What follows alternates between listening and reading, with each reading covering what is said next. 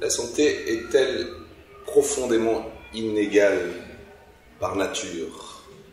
Nous allons parler d'inégalité sociale de santé avec nos invités, en commençant par Éric Breton. Éric Breton, vous êtes titulaire de la chaire INPES à l'EHESP à Rennes, c'est ça. Vous avez beaucoup travaillé sur l'enjeu du plaidoyer pour l'action sur les déterminants de santé, et donc autour des inégalités sociales de santé. Je serais tenté de dire pourquoi parler d'inégalité sociale de santé d'abord?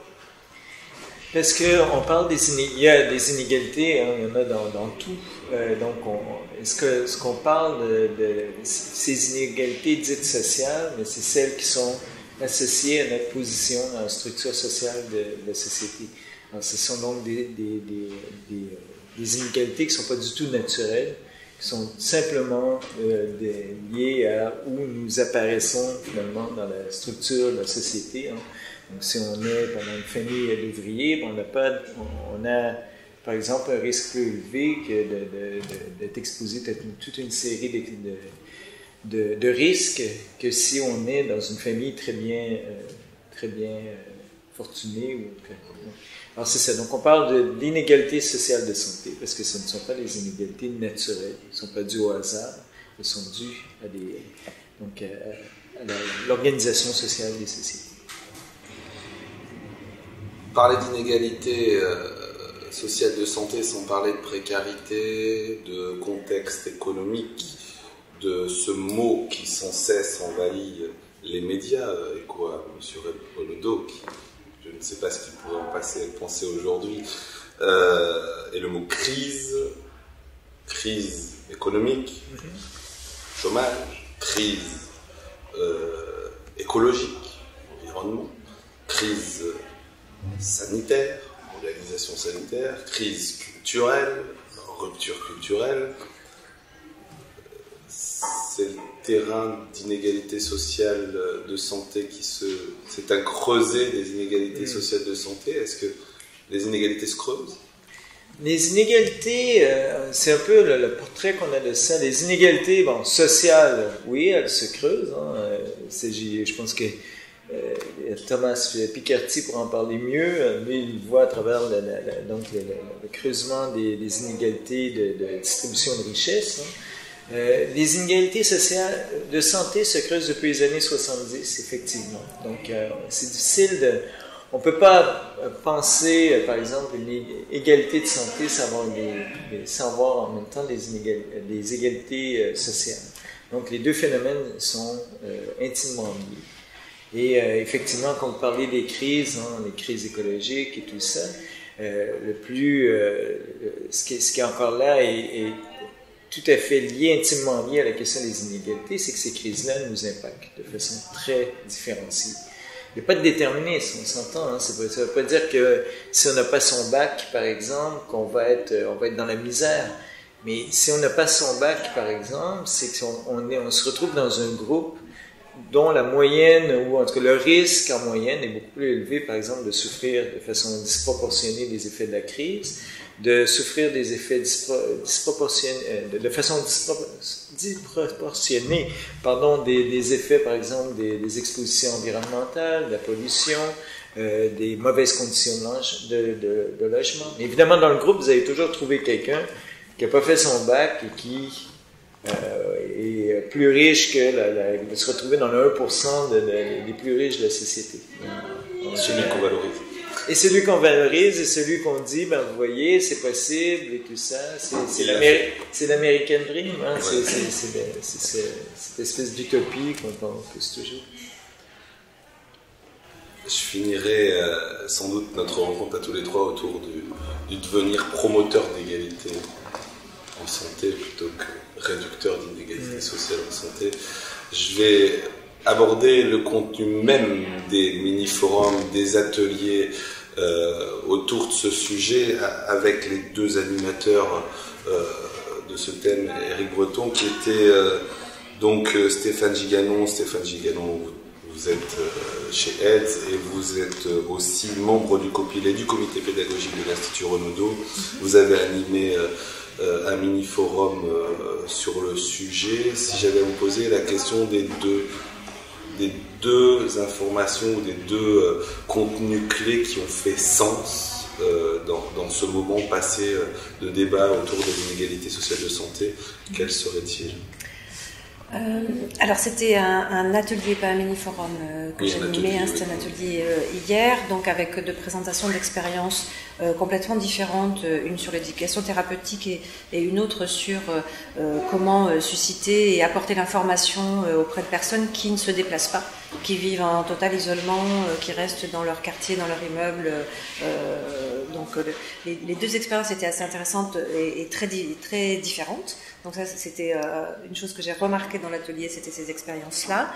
Une qui était plus médicalisée et l'autre qui était vraiment plus faite à partir des besoins des citoyens et des personnes qui allaient faire du porte-à-porte. Donc ce que je retiendrai en fait au final, c'est que les choses qu'on a acquis pour réduire les inégalités, ce qui semblait être acquis, c'était la participation des habitants. De toute évidence, et dans la participation des habitants, pas une participation alibi, mais bien en fait un échange entre des gens qui se comprennent, c'est-à-dire des pairs. Voilà. Donc c'est une forme, comment on peut réduire les inégalités, c'est de donner une information par les pairs, de modifier les langages écrits pour une meilleure compréhension. Alors, si je donne l'exemple du cancer du sein où on utilise toujours mammographie, eh bien, les personnes qui ont travaillé sur une des expériences disaient on a tout traduit, c'est-à-dire que pour une personne étrangère, mammographie, ça veut rien dire. Par contre, une radio du sein, ça veut dire quelque chose. Donc, en fait, c'est la vulgarisation. Donc, du coup, c'est donner accès à l'information. C'est donner accès à l'information en la simplifiant. Et en la simplifiant par rapport aux habitants du quartier et que ce soit fait par les habitants eux-mêmes. Donc en fait, il y avait vraiment tout un travail autour de la participation des patients dans un programme, mais aussi la participation des habitants dans la modification des documents d'information pour qu'ils soient accessibles. Voilà. Donc il y a plusieurs formes d'accessibilité. Il y a l'accessibilité physique, donc on amène l'information aux personnes et on n'attend pas que les personnes viennent la chercher. Et puis l'accessibilité sur le langage utilisé. Donc ça, c'était les choses qui étaient acquises. Et le défi, alors parce qu'il y a aussi encore des choses à explorer, par exemple, c'est ces habitants qui vont voir des habitants, qui vont voir des habitants, qui vont voir des habitants. C'est est-ce qu'on peut penser un nouveau métier aujourd'hui en France ? Le métier d'acteur en santé communautaire, par exemple, qui permettrait de travailler autour de cette réduction des inégalités. Donc ça, c'était à explorer. Et un autre défi qui est évidemment de comment on travaille sur l'organisation des citoyens, des personnes qu'on va voir, à qui on donne de l'information, comment on les... En gros, alors c'est pas monter en compétence, mais en tout cas, comment on les fait se rassembler, c'est-à-dire qu'on travaille beaucoup sur l'individuel, mais comment collectivement on peut les faire se rassembler pour faire modifier le service rendu et le service public. Voilà, c'est comment on améliore les services rendus, c'est-à-dire qu'il y a des organisations, des associations, des institutions, des hôpitaux, des maisons de santé, etc., qui rendent des services, mais l'habitant ne vient pas forcément chercher ce service-là. Donc c'est comment on fait connaître ce service-là et comment on peut le faire modifier, comment on peut l'ouvrir en fait à d'autres formes Alors comment expliquer ça ? À d'autres formes de travail, c'est-à-dire à d'autres formes d'intervention. Voilà. Ce ne seraient pas des interventions statiques. Alors, on a déjà fait, bien sûr, il y a des interventions mobiles, etc. Mais ce que disaient les gens de l'atelier, moi je ne fais que rapporter ce qui a été dit évidemment dans l'atelier, c'est que il y a probablement encore à inventer des nouveaux métiers et des nouveaux modèles d'intervention, ou en tout cas à favoriser des nouveaux modèles d'intervention. Quand j'écoute Stéphane Giganon, je perçois quand même deux informations clés, dont une que vous avez développée aussi par ailleurs. La question déjà de si je ne me trompe pas, ce qu'on appelle la littératie. La question aujourd'hui de la littératie en santé, dont on ne parle pas si souvent, j'ai l'impression, en tout cas en France, peut-être c'est plus le cas ailleurs, et cette capacité à se comprendre en santé avec tous les publics. Qu'est-ce que vous en pensez de ce sujet de la littératie?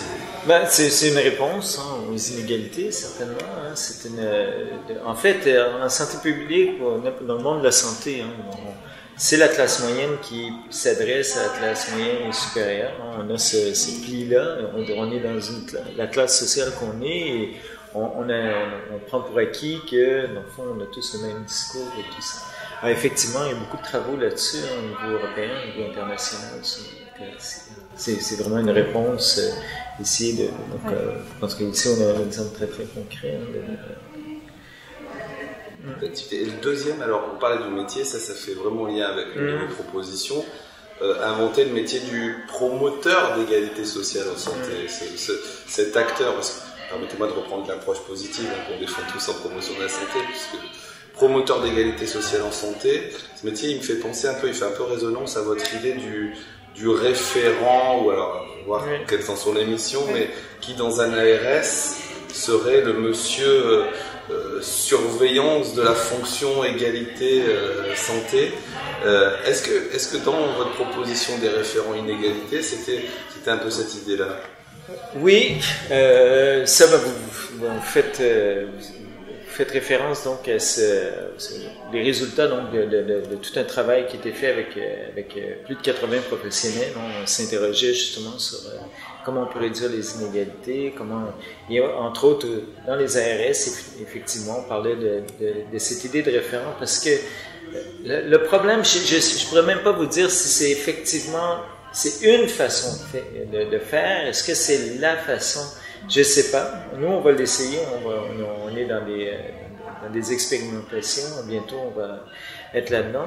Mais ce qui est clair, c'est que on est tellement dans les routines que ce qui était dit, dans le fond, cette idée de référent, c'est-à-dire on est tellement dans une routine forte que là, ça nous prend quelqu'un qui va toujours réveiller, de rappeler à l'ordre, dans le fond, les gens, en leur disant, les professionnels, en disant, mais écoutez, n'oubliez pas les faits.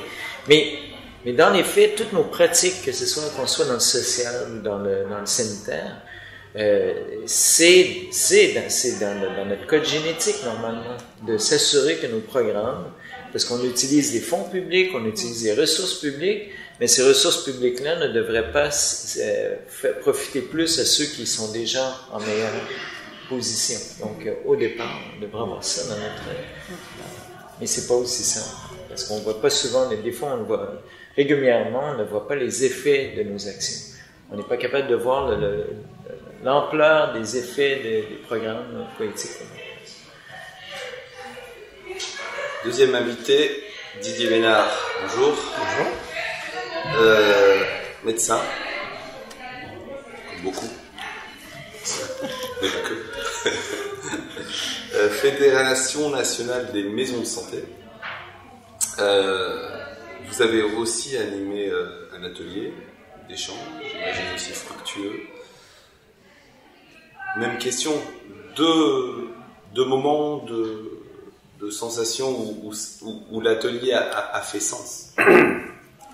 Et ça fait résonance avec évidemment ce que vient de dire Stéphane, donc je ne vais pas répéter ce qui s'est dit aussi dans l'atelier, ce qui est assez cohérent et logique et rassurant, mais sur deux points qui ont émergé, qui sont peut-être des points un peu plus politiques, dans le vif du politique, qui sont à travers la question de l'évaluation, de la temporalité du travail entre les acteurs de terrain et ces habitants qui deviennent des promoteurs d'égalité, eh bien, tout le travail qui reste à faire pour arriver à construire une culture commune qui permet effectivement d'aller tous dans le même sens, parce que quand on commence à faire l'inventaire de tout ce qui va nous ramener et empêcher les choses de se faire, ils sont nombreux, on les a un peu évoqués dans notre atelier très rapidement. Le besoin d'évaluation du devenir des finances publiques sur des logiques qui partent des logiques de celui qui donne de l'argent et qui sont souvent des logiques partir même de la crise de l'institutionnel et qui se heurtent avec les logiques d'acteurs de terrain, je dis heurtés parce que... Et donc, on en est arrivé à la conclusion qu'on manque profondément d'espace de concertation entre les logiques descendantes et les logiques ascendantes, ce que j'appelle aussi les logiques de terrain, les logiques institutionnelles, pour construire une réponse collective. Il ne suffit pas de partager le même projet pour le faire vivre. On manque beaucoup de ces espaces proches du projet, mais qui soient ces instances locales, les instances dans les micro-territoires de construction d'une culture commune. Et un deuxième point qui a été évoqué là plus sur la question des habitants, qui est dans la continuité de ce qu'a dit Stéphane, allons jusqu'au bout de notre logique, puisque nous créons des nouveaux métiers à travers ces habitants, et on a eu des témoignages assez importants et assez émotionnels de ces habitants qui se sont investis, qui venant d'un monde de la précarité acquièrent des connaissances et font reconnaître leurs propres connaissances, c'est-à-dire cette rencontre entre les savoirs profanes et les savoirs plus professionnels, fait un savoir propre qui est de plus en plus reconnu et utilisé par les professionnels et les institutions, mais qui conduit immédiatement à la question que deviennent dans la société ces personnes. Et on a dit, ça c'est le débat, il faut mettre ça dans le débat politique. Et par exemple, est-ce que ça donnerait pas, c'est un exemple, c'est une idée, mais bon, est-ce que ça donnerait pas droit aux minima sociaux, considéré comme un travail, je travaille, au moins qu'on reconnaisse ça comme une activité professionnelle et ça me donne droit au RSA d'activité. Voilà. Mais c'est une question qui a été évoquée hier dans notre atelier avec des témoignages de personnes qui ont suivi ce parcours-là, qui sont devenues des professionnels, on appelle ça des médiatrices aujourd'hui dans mon association, mais qui sont devenues des professionnels et qui, à côté des professionnels, on voit bien l'efficacité de la promotion d'égalité. Mais ça serait vraiment dommage d'en rester là. Mais par contre, là, voilà une question qui fait vraiment écho avec un discours d'un cher Argentin présent ces quelques jours et qui me dit, alors je vais la poser à Eric Breton, au niveau de l'université française, etc., le meilleur moyen qu'on se dit en Amérique latine de pouvoir construire des conseils, des avis, c'est d'organiser et de conseiller aux universités françaises un repas dans l'université avec des habitants de tout milieu, de tout bord, pour discuter de la vie qui construit la cité.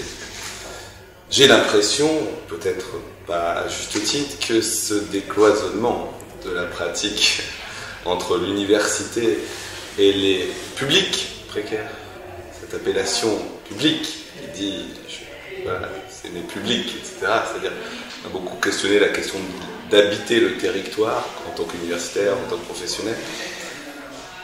Justement, est-ce que c'est possible aujourd'hui de placer les universitaires promoteurs d'égalité en santé comme vous au cœur des inégalités de santé en France, par exemple? Je ne sais pas, si vous parlez, évidemment, les chercheurs sont toujours un peu dans leur tour d'ivoire, à différents degrés, mais j'ai plein de gens, donc je sais. C'est clair. Ça, c'est comme dire, le jour il fait jour, et la nuit il fait nuit. Voilà. Mais quand c'est dit, voilà, très bien. Bon préalable. Bon, cela dit, mais ça, il y a des degrés très très différents. Je pense que ce qu'on est en train de réaliser, c'est premièrement que les vrais experts, mais surtout dans le monde de la promotion de la santé, quand on fait, par exemple, nous, on promeut beaucoup l'action des approches par milieu de vie, une ville promotrice de santé, un milieu de travail promoteur de santé, tout ça.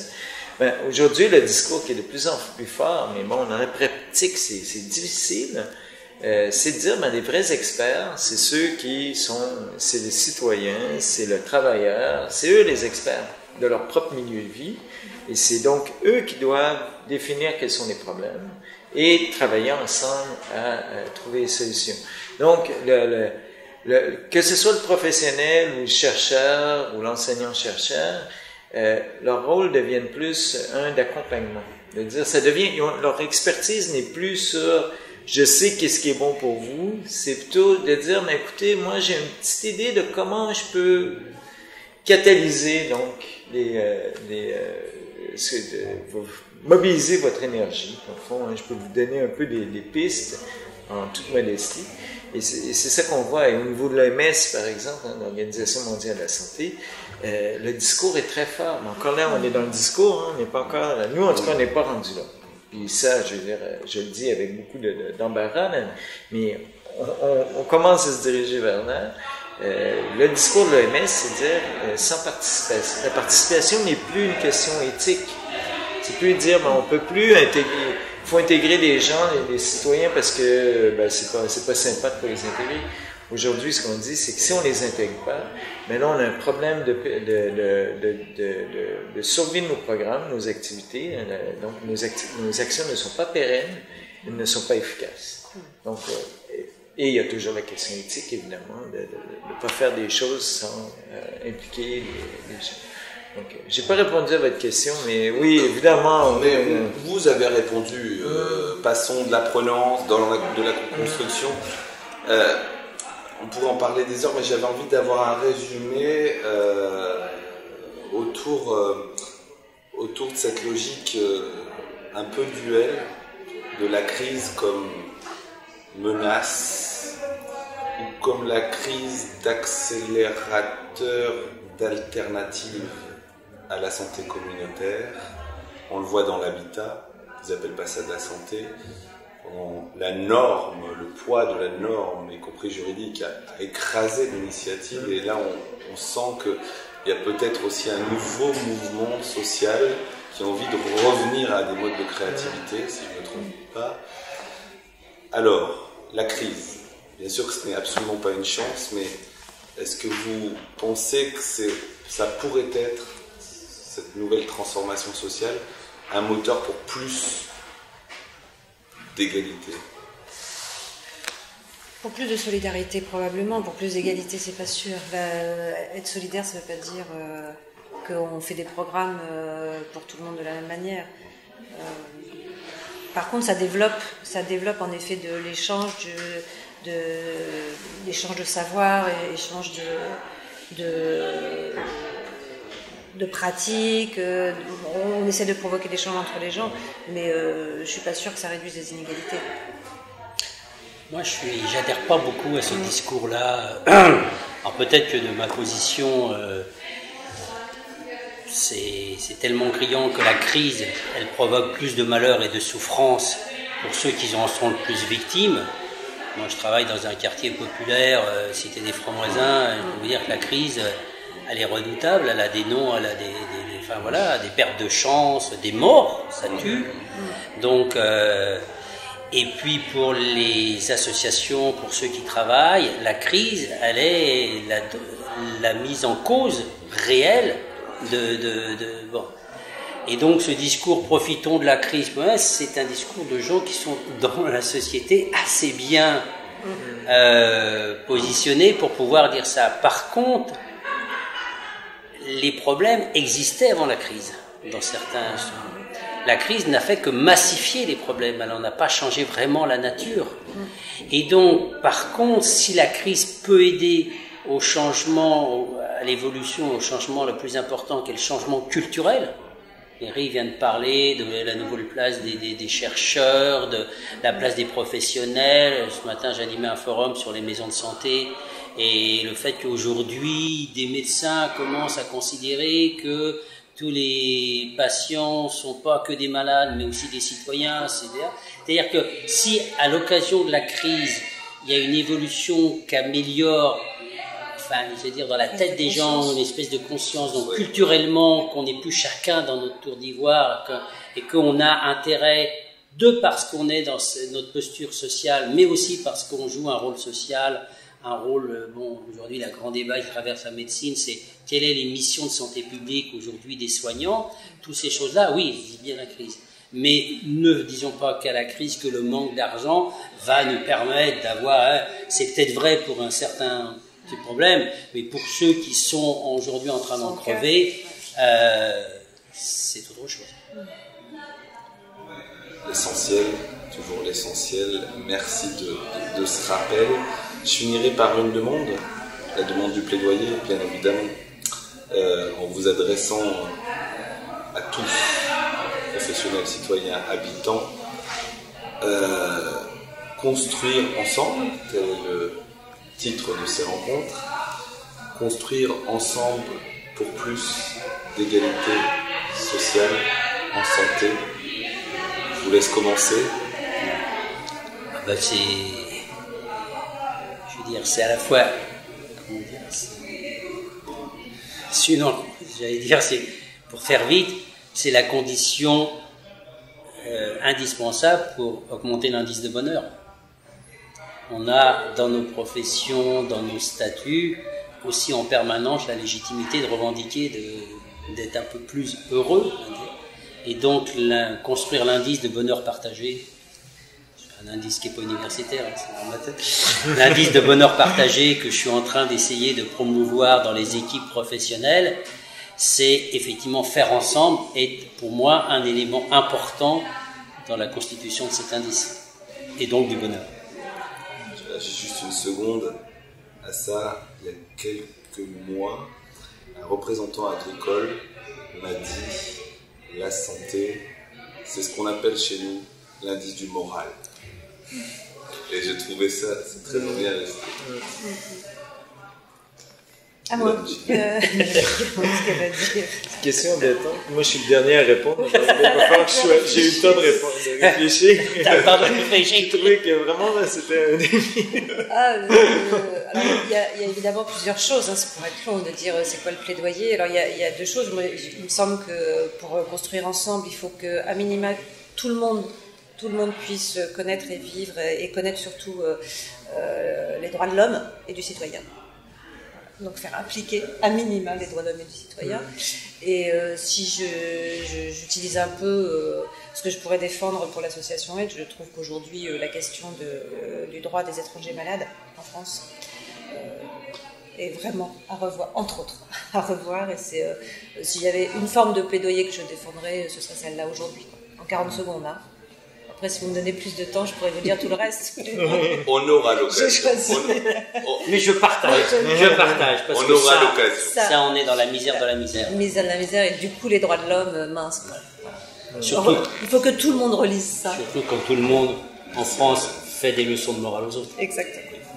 Merci madame, et nous affichons donc sur chaque porte et grillage d'école les fondamentaux et l'essentiel qui sont les suivants. L'indice du bonheur, le droit de l'homme. Ouais. J'arriverai pas. J'ai eu pourtant le temps d'y réfléchir. Moi, je partirais le plaidoyer. Le plaidoyer, on vit une crise, et moi, je suis tout à fait d'accord. Dans le fond, elle révèle tout simplement encore plus ce qui était déjà là. Donc, il n'y a rien de nouveau dans ce qu'on est en train de vivre. C'est juste que là, on est en train donc, c'est encore plus sérieux que ce qu'on avait. Alors, je pense construire ensemble, ça veut dire quoi? Ça veut dire identifier ensemble quels sont les problèmes, qu'est-ce qu'on vit, concrètement, qu'est-ce que ces problèmes-là sont, comment ils se révèlent, comment ils se vivent. Et c'est ça qui permet de faire un plaidoyer. Le plaidoyer, un plaidoyer est toujours basé sur deux choses. C'est de dire, voici notre définition du problème, et voici notre définition de la solution. Parce qu'un plaidoyer où on fait juste dire, écoutez, il y a un problème, en termes d'action publique, ils nous écoutent et c'est tout. Il faut être aussi, donc le plaidoyer doit amener une solution. Il doit dire, nous, on a la solution, et la solution, c'est ça, elle vient quand on construit ensemble. Donc, j'ai réussi à mettre construire ensemble. Voilà. Merci beaucoup à tous les trois de ce moment très agréable pour un sujet très sérieux. Merci. Merci. L'exercice était...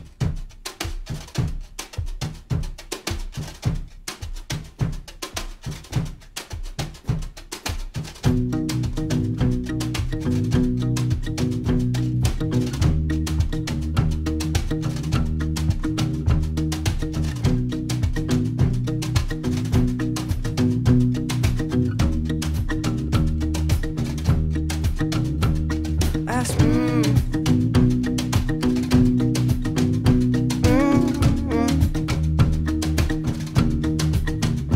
Casi.